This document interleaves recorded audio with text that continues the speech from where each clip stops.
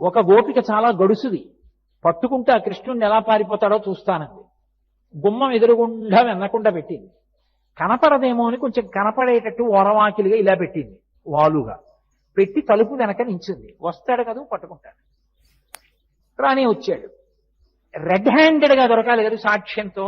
చూస్తోంది, చేతికి ఉంది వెన్న, నోటికి లేదు. నేను తిన్నానా అంటాడు. అందుకని అందరికీ పెట్టేశాడు, అయిపోయింది. ఎవరూ లేరు కదా ఇంట్లో, పాపం అమాయకురాలు ఇక్కడెట్టింది కొండ అనుకుని తీసి ఇలా నోటి దగ్గర ఎట్టుకున్నాడు. పక్కన వచ్చి పట్టుకున్నాడు చెయ్యి. ఆ అమ్మాయి నాళ్ళకి దొరికాడు రా సాక్ష్యంతో. ఎలాగో దొరికాడు కదా, పిల్లాడు ఏం చేస్తాడో చూద్దానికి. కస్త్వంబాల, ఎవరు నువ్వు అంటే. ఆయన ఏం తడువుకోలేదు. బలానుజ, బలరాముడు తమ్ముడు అన్నాడు. ఆయన ఊసిందికి ఇప్పుడు ఆయన ఏదో ఇంట్లో కూర్చుని పని చేసుకుంటున్నాడు. ఆయన్ని తీసుకొచ్చాడు. బలానుజ అన్నాడు, తన పేరు చెప్పలేదు. ఓహో కస్త్వంబాల బలానుజ కిమిహతే, ఇక్కడికి ఎందుకు వచ్చావు అంటే. ఓసారి ఇలా చూసి, ఓ మన్మందిరా శంకయ, మా ఇల్లు అనుకున్నాను కాదా. అమ్మ బాబోయ్, గుండెలు తీసిన బంటు మీ ఇల్లు అనుకుని వచ్చావా, సరే పోన్లే. మన్మందిరా శంకయ, అలా అయితే ఎందుకు కుండలో చెయ్యి పెట్టి తిప్పుతున్నావు వెన్నలో, ఎందుకంది అంటే ఆయన ఏమీ తడువుకోలేదు. ఆయన అన్నాడు, అమ్మా బాగా విషాదంచన, కాసేపు మాట్లాడకుండా ఉంటావా నువ్వు. మా ఇంట్లో దూడ తప్పిపోయింది, చస్తున్నాను, వెతకలేక కుండలో ఉందేమో అని చేయి పెట్టి వెతుకుతున్నాను. నువ్వు వరిస్తే దూడ దూకి పారిపోతే మళ్ళీ నేను పరిగెత్తనా, కాసేపు మాట్లాడకుండా ఉంటావా. ఆవిడ ఇది విని, అమ్మ బాబోయ్, గుండెలు తీసిన బంటు దూడ వెనకుండలో దూరిందా అని ఇలా అంది. ఇత్యేవం వరవల్లవి ప్రతివచ కృష్ణస్య పుష్ణాతునః, ఆవిడ చెయ్యొదిలిలా అనేటప్పటికీ పారిపోయాడు. అలా గోపకాంత జవాబు చెప్పలేని రీతిలో గడుసుగా ప్రవర్తించిన చిన్ని కృష్ణుడు మమ్ము రక్షించుగాక. ఈ గోపకాంతలు నిన్న వచ్చి చాడీలు చెప్పారు కదా, వాళ్ళందరూ గోడ దగ్గర నిలబడ్డారు. ఏం చేస్తుందో చూద్దాం, యశోద పట్టుకుంటుందో పట్టుకోదో. ఇప్పుడు ఆవిడ ఆ పాలకుండలో పొంగుతున్నటువంటి పాలవంక చూసి పాపం వెనక్కి తిరిగిందంటే, పిల్లాడికి పాలిద్దామని అయిపోయింది. కుండ మొదలుకొట్టేశాడు, వెన్న మజ్జిగ అన్ని కింద పడిపోయి, మళ్ళీ ఒకసారి వెనక్కి రండి, అన్ని కింద పడిపోయి శుభ్రంగా ఓ వెన్న ముద్దట్టుకున్నాడు, పక్కకి వెళ్ళిపోయాడు. ఇప్పుడు ఆవిడ చూసింది, లాలనమున బహుదోషము లోలింప్రాపించు తాడనోపాయములం చాలా గుణంబులు కలుగును తాడనంబె బాలు రకును తథ్యం పద్యం వరయన్.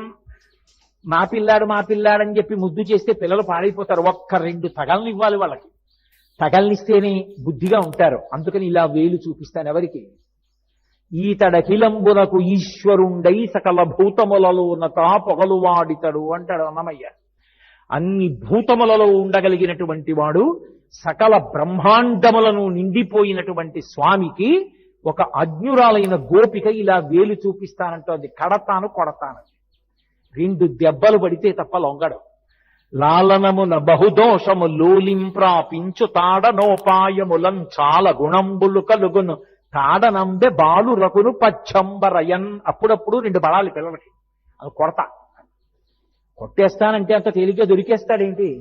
అందుకని ఆవిడ పెద్ద అభ్యాసం చేసింది, పరిశ్రమ చేసింది దానికోసం. పాప చీర తీసింది, ఇలా పైకెత్తింది, దోపుకుంది, ఇలా పమిట కొంగి ఇలా చుట్టూ తిప్పింది, మొలలో పెట్టుకుంది, ఆ కొప్పు గట్టిగా వేసుకుంది, ఆ పువ్వుల మాల గట్టిగా ఇలా కొప్పులోకి తోసుకుంది జారిపోకుండాను. ఆ నగలన్నీ పైకున్నవి తీసుకుంది, రవికలోకి వేసుకుంది, ఆ చేతి కంకణాలు ఇలా ఇలా పైకి పెట్టుకుంది. ఇప్పుడు కృష్ణుడి వెంట పరిగెత్తి పట్టుకోవడానికి సిద్ధపడింది. తనని చూస్తే పారిపోతాడు. అందుకని మెల్లిగా గడపలోంచి ఇలా తొంగి చూసింది. ఎంత అదృష్టం అనుభవించిందో యశోద. నాకు వెంకటాచలంలో ఆనందనిలయంలో వెంకటేశ్వరుణ్ణి చూసి గోకుళమాత దగ్గరికి వెళ్ళి నిలబడితే ఆవిడ సూది ముక్కు, ఆవిడ ఇక్కడ చిన్న కర్పూరంతో ఇలా బొట్టు అవి పెట్టు కూర్చుంటే, అమ్మాయి ఎంత అదృష్టవంతురాలివమ్మా, ఎన్ని లీలలు అనుభవించావమ్మా అనిపిస్తుంది.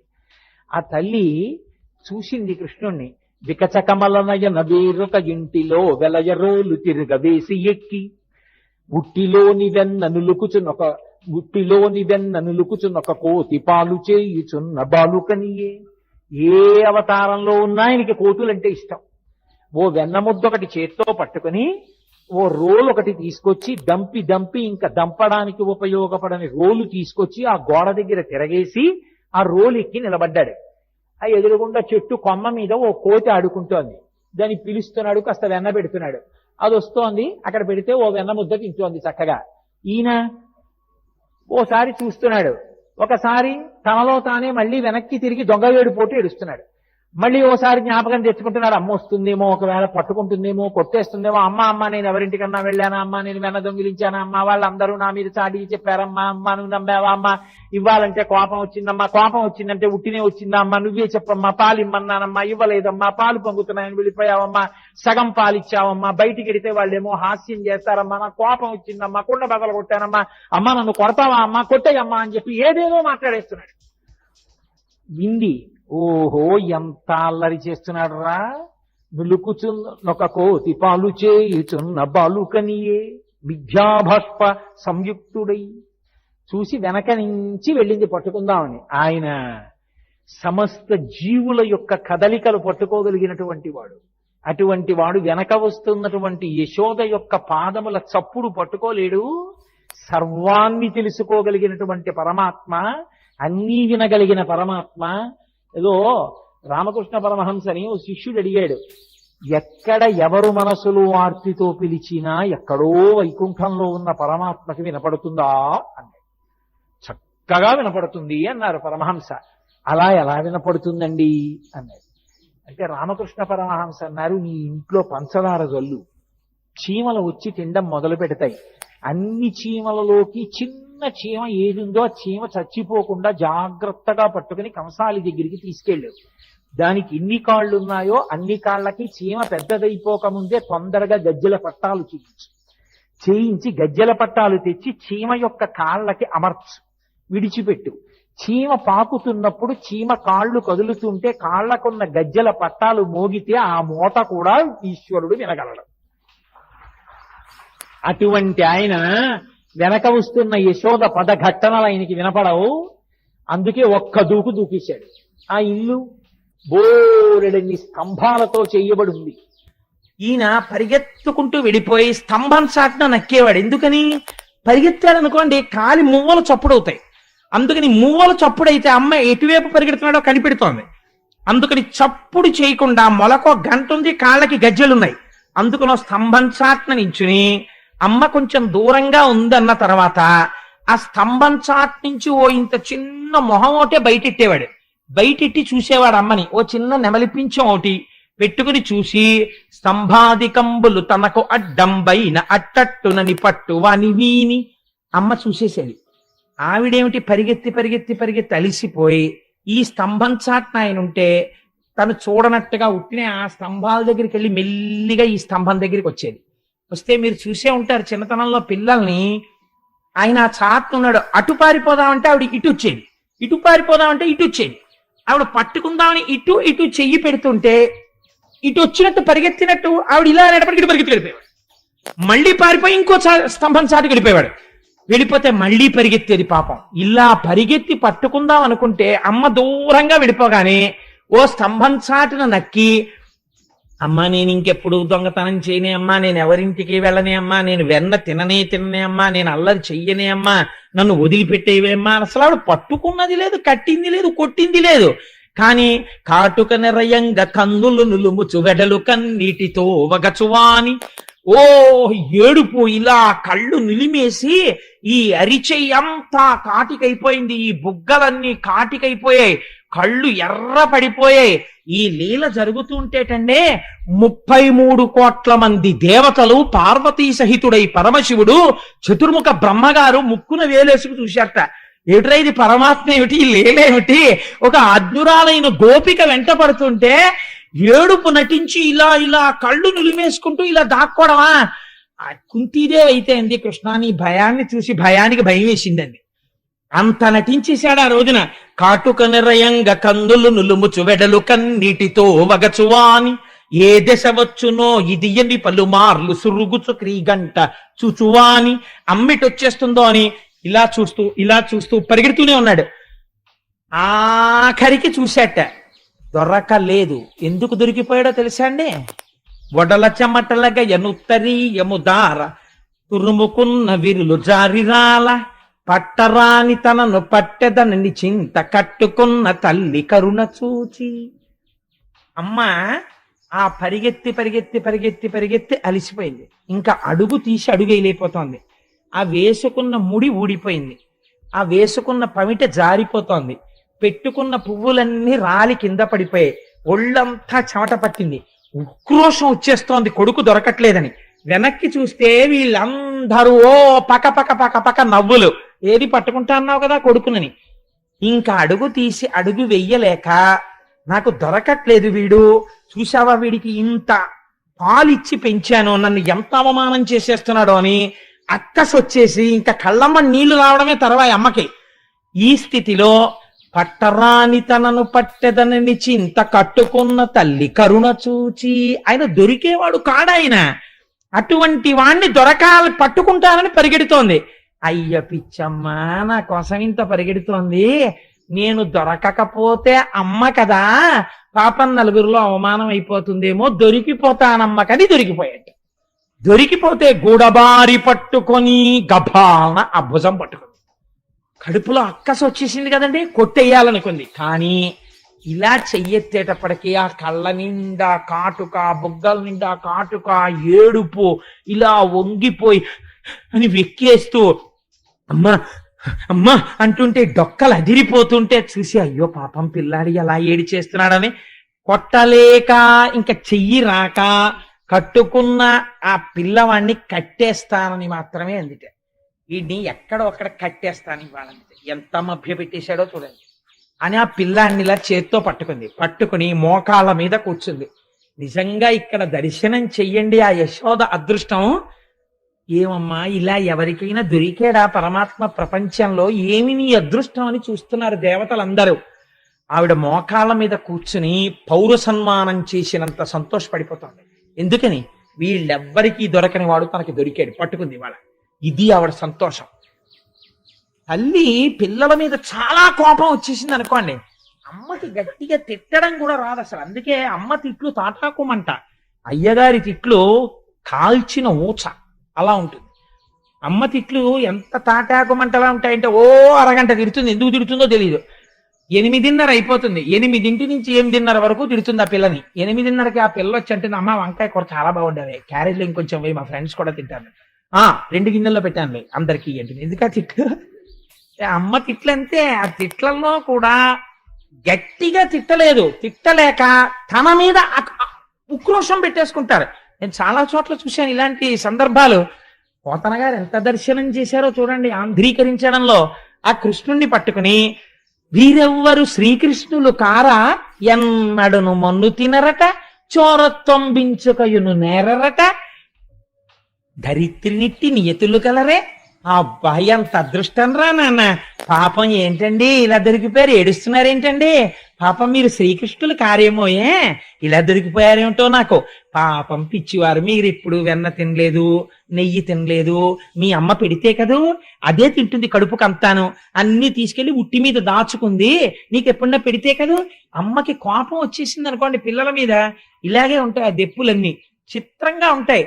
అవును పాప, ఎవరింటికైనా వెళ్ళి అదేంటి ఎంత బాగుంటుంది, ఎంత బాగుందో ఆంటీ మీరు వండిన కూర, మా అమ్మకి ఇలా వండడం రాదు అందనుకోండి, అమ్మకి కడుపులో అక్కస వచ్చేస్తుంది. వచ్చేసి మర్నాడు మంచి కూర వండేసి పెట్టి, అమ్మ కూర చాలా బాగుందమ్మా అన్న తర్వాత కూతురునో మాట అంటుంది.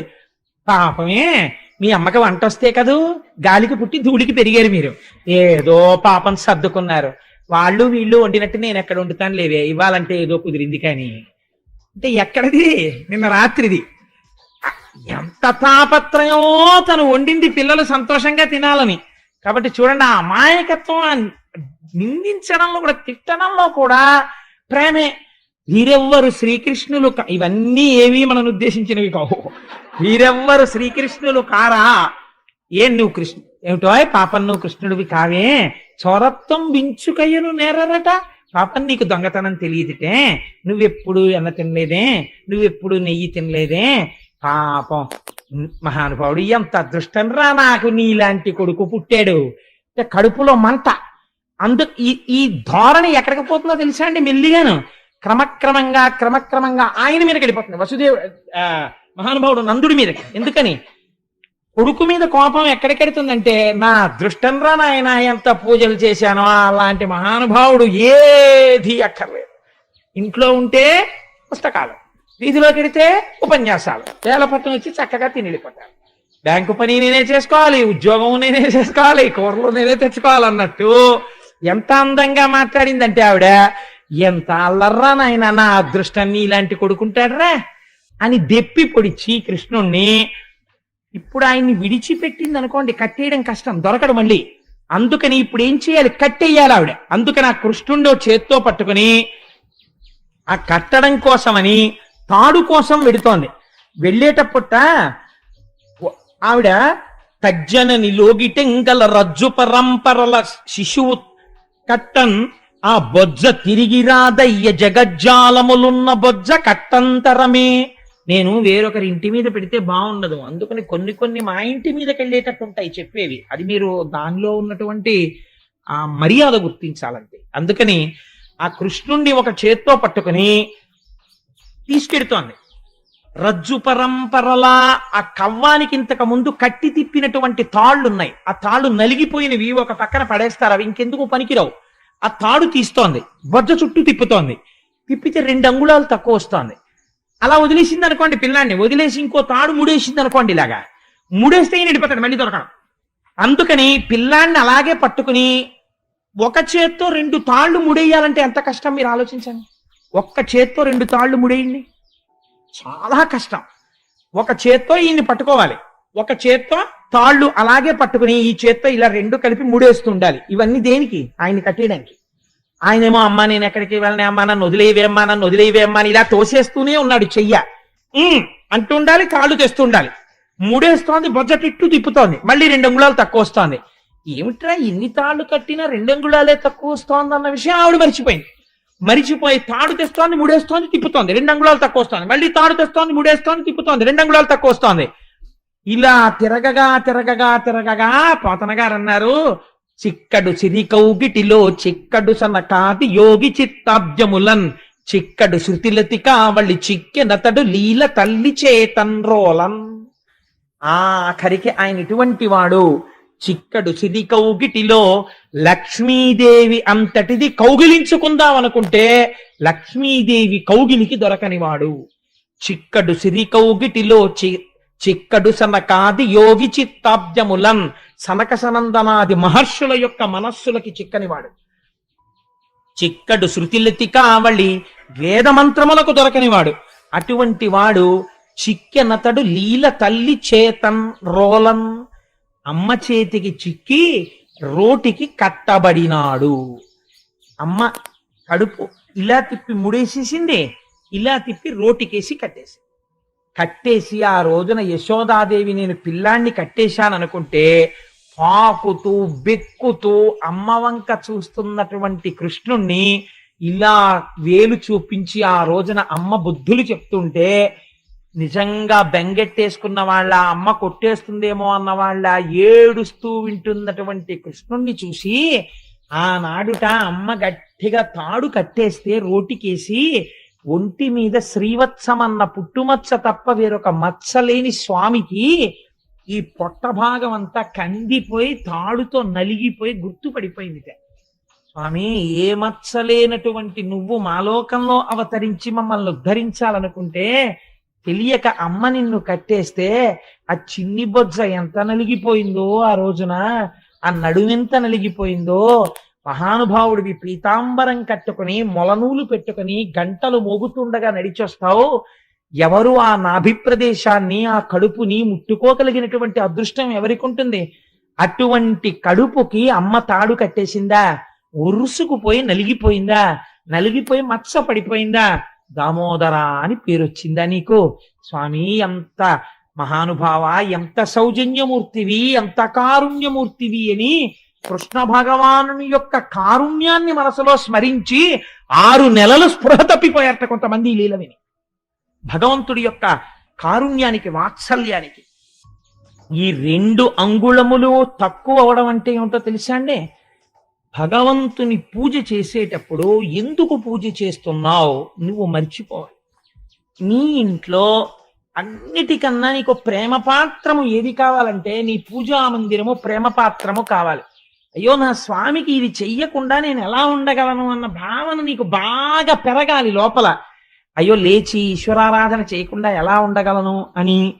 ఆ మానస పూజ చేసినా కూడా అయ్యో నేను ఇవాళ స్వామిని ఒక్కసారి దర్శనం చేయలేకపోయానే అని, అయ్యో ఇవాళ నేను గుడికి వెళ్ళలేకపోయానే, ఇవాళ నేను ఒక్క పద్యం చదవలేదే, ఇవాళ నేను ఒక్క మంచి మాట వినలేకపోయానే, ఇవాళ నా జీవితం నిరర్థకంగా సాగిపోయిందే అని బెంగ పెట్టుకోగలిగితే ఆనాడు నువ్వు చేసినటువంటి పూజకి కోరికుండదు. ఈ ప్రయోజనమునకు చేస్తున్నావు, నేను చేస్తున్నాను, ఈ రెండూ మర్చిపోతారు పూజలో.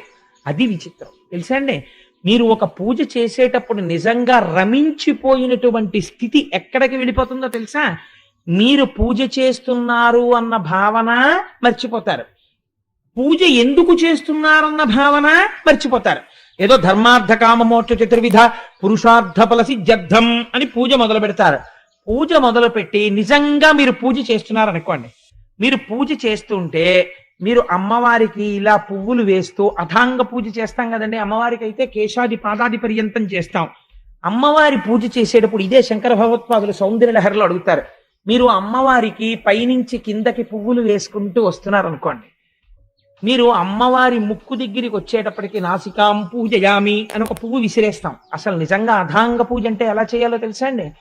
మీరు పద్మాసనం వేసుకుని ఇలా కూర్చుంటే స్వామివారిని పూజ చేస్తున్నారనుకోండి, ఇవాళ శివరాత్రి కాబట్టి పొనక శంకరుడు అని మీరు అనుకున్నారనుకోండి, స్వామివారి పాదములు తెల్లటి పాదములు, పాదములకున్న మంజీరములు, ఆ పాదముల మీద పడినటువంటి పువ్వు, స్వామివారు ఎప్పుడు ఎక్కువగా పద్మాసనం వేసుకుని కూర్చుని తనలో తాను రమించిపోతుంటాడు కాబట్టి మీరు ఆయన పాదాల పక్కన గుల్భౌ పూజయామి అనే పక్కన ఇలా ముట్టుకుని చూస్తే గరుకెక్కిపోయినటువంటి ఆ చిన్ని చిన్ని పిక్కలు, ఆయన కాళ్ళు, ఆ మోకాళ్ళ మీద వెంట్రుకలు, తెల్లటి ఆయన కాళ్ళు, వాటి మీద పడినటువంటి ఎర్రటి పువ్వు కింద పడుతుంటే ఆయన తొడలు, ఆయన కడుపు, ఆయన నాభి, ఆయన గుండెలు, ఆయన కంఠం, ఆయన గడ్డం, ఆయన నోరు, ఆయన పెదవి, ఆయన ముక్కు, ఆయన నేత్రములు, ఆయన లలాటం, ఆయన శిరస్సు, ఆయన చెవులు మీరు దర్శనం చేస్తూ నేత్రే పూజయామి, కర్ణౌ పూజయామి, లలాటం పూజయామి, శిర పూజయామి అని మీరు ఇలా వంగితే పూజకి అందం ఎక్కడో తెలుసా అండి. అప్పుడు శంకరుడు సంతోషించి ఏమి పూజరా నా నాయంత పొంగిపోయి చేస్తున్నావురా అని ఇలా అన్నాడు అనుకోండి, ఆయన తలమించి కదిలినటువంటి పువ్వు మీ మీద పడినట్టుగా మీరు భావన చెంది మీకు తగిలినట్టుగా అనిపించింది అనుకోండి, ఇప్పుడు పూజ దేనికి చేస్తున్నారు, ఏమి చేస్తున్నారు, రెండూ మర్చిపోయారు. మరిచిపోయి తాదాత్మ్యత పొందినటువంటి స్థితిలోకి వెళ్ళిపోయారు. కానీ ఆయన దేనికి లొంగిపోతాడు అంటే కేవలము పరమభక్తితో ఆయన వెంటపడి మీరు ఏ అనుబంధం పెట్టుకోండి, కామోత్కంఠత కోపికల్ భయమునం కంసుండు వైరక్రియా సామాగ్రిం శిశుపాల ముఖ్య నృపతుల్ సంబంధులై వృష్ణులున్ ప్రేమన్ మీరలు భక్తి మేము ఇది చక్రం కంటి మెట్లైన వృద్ధామధ్యాన గరిష్ఠులైన హరిచందన్వత్సు భత్రీశ్వర. ఒక కొడుకుగా, ఒక భక్తుడిగా, ఒక తండ్రిగా, ఒక జగదాచార్యుడిగా మీరు ఏ రకంగా పరమాత్మతో అనుబంధం పెట్టుకున్నా